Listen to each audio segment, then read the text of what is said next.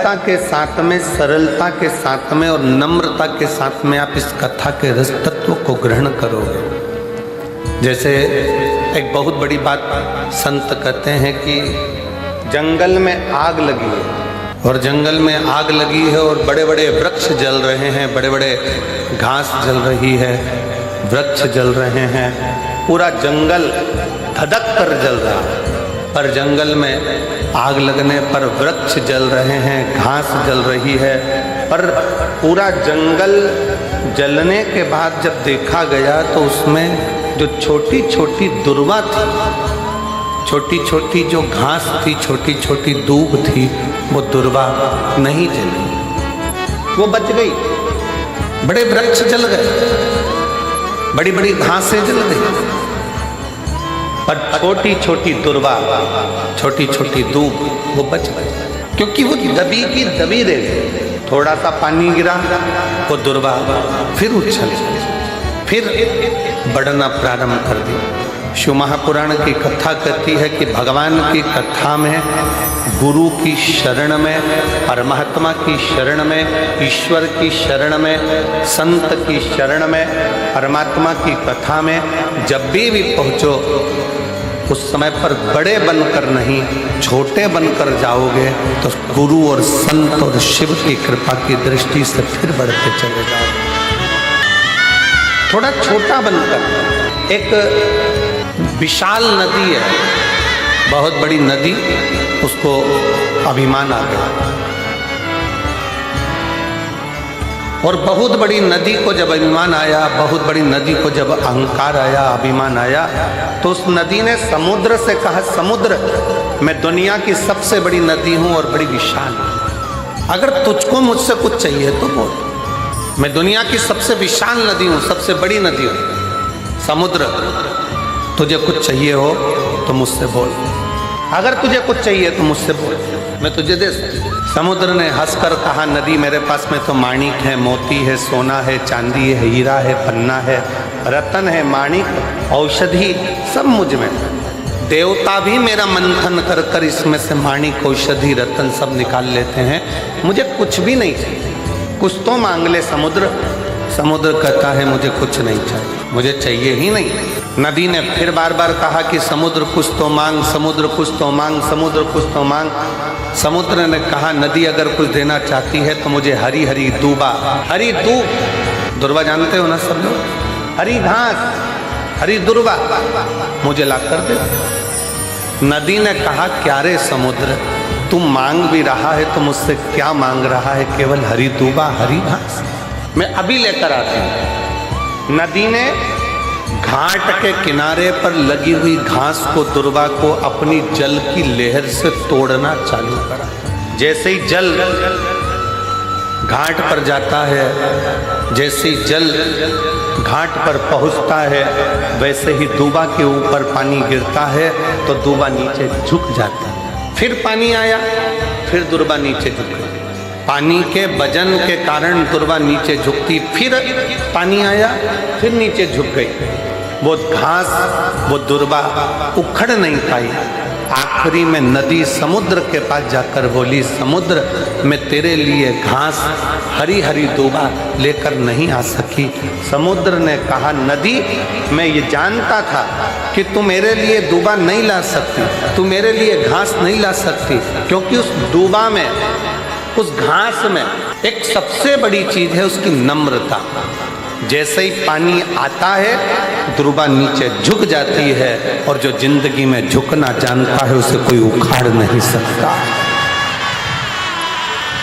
दुनिया में ऐसा कौन सा काम है जो नहीं हो सकता। हम पहले भी कथा में कहे हैं, आज फिर कहते हैं, बस अपना कर्म करते चलो और भूलते चलो। ये दुनिया में जितनी प्रकृति दिख रही है आपको, ये दुनिया में जितने बड़े बड़े वृक्ष आपको नजर आ रहे हैं, इस संसार में, इस पृथ्वी पर जितने बड़े बड़े पेड़ वृक्ष आपको नजर आ रहे हैं, ये वृक्ष लगाने वाला कोई दूसरा नहीं होता। एक गिलहरी किसी फल के बीज को लेकर जाती है, रखती है, अभी थोड़ी देर से खाऊंगी, फल वहीं पर रखा कि रखा रह जाता है। बीज वहीं रखा की रखा रह जाता है और गिलहरी भूल जाती है। गिलहरी फिर किसी बीज को पकड़ कर लाती है, गिलहरी फिर किसी बीज को उठा कर लाती है, उसे रखती है, थोड़ी देर से खाऊंगी, और वो बीज वहीं पर भूल जाती है। आखिरी में होता क्या है, गिलहरी जो बीज भूल कर गई है वही बीज एक दिन वृक्ष का रूप ले लेता है और दुनिया में फल भी देता है और छाया भी देता है। एक गिलहरी बीज को रखकर भूल गई, पेड़ बन गया, वृक्ष बन गया, छाया भी हो गई, फल भी मिल गया। गिलहरी बीज रखकर भूल जाती है और वो पेड़ बन जाता है, वृक्ष बन जाता है, छाया भी मिलती है, फल भी मिलता है।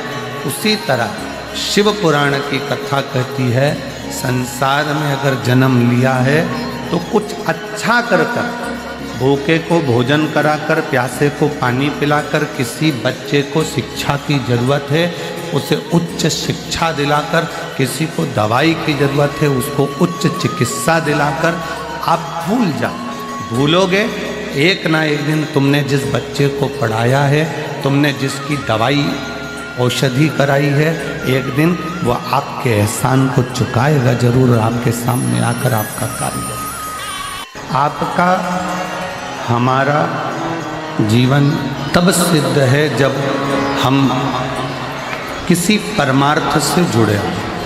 कितना सुंदर कहा है किसी ने कि समय, सांप और संपत्ति। कितना सुंदर कहा है कि समय, सांप और संपत्ति, ये तीनों कब आते हैं, कब जाते हैं, कैसे आते हैं, कैसे जाते हैं, मालूम ही नहीं पड़ पाता। कैसे आएगा, कैसे जाएगा, कब आएगा, कब जाएगा, कैसे आएगा, कैसे जाएगा, ये कोई नहीं जानता। मेरी जीजियों, मेरे जीजाओं, मेरी बेटियों, बेटाओं, मेरी माताओं, मेरे भाई, अपनी बुद्धि में एक बात बिठा कर रखिए। अपने बठिंडा में भी देखिएगा कि कोई कोई स्थान ऐसा होगा जहाँ पर लोग कचरा डालते होंगे, कूड़ा डालते होंगे, मिट्टी पड़ी रहती होगी, कचरा पड़ा रहता होगा, कूड़ा पड़ा रहता होगा, गंदगी पड़ी रहती होगी। और एक दिन ऐसा आता है कि वहाँ पर भी एक बड़ा सा महल खड़ा हो जाता है। उसको बदलने में भी समय नहीं लगता, तुरंत बदलता। अपने भीतर कभी भी ये दुख उत्पन्न मत करो कि मेरा समय कब बदलेगा, भगवान ना जाने मेरा कब समय बदलेगा। किसी को गए हाथ दिखाया, किसी को गए पत्रिका दिखाया, किसी से पूछा कि हमें रतन बता दो, माणिक बता दो, मोती बता दो, औषधि बता दो। फिर किसी के पास पहुँचे, हमारा भाग्य बता दो कि कैसा रहेगा, हमारा भाग्य कैसा होगा। हम बहुत दुखी हैं, बहुत कष्ट में हैं, बहुत तकलीफ में हैं। शिव महापुराण की कथा कह रही है, अपना हाथ किसी को दिखाने से अच्छा है अपने हाथ में एक लोटा जल पकड़ो, शंकर जी के चढ़ाओ और वो हाथ शिव जी को पकड़ाओ।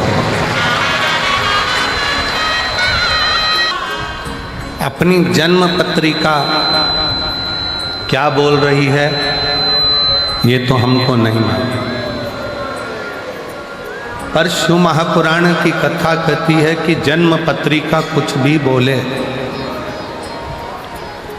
जन्म पत्रिका आपकी कुछ भी बोले, पर यदि आपकी लगन, आपकी मेहनत, आपका कर्म, आप अच्छी 4 गुनी मेहनत के साथ करोगे तो पत्रिका के भी ग्रह बदलने की सामर्थ्यता तुम में है।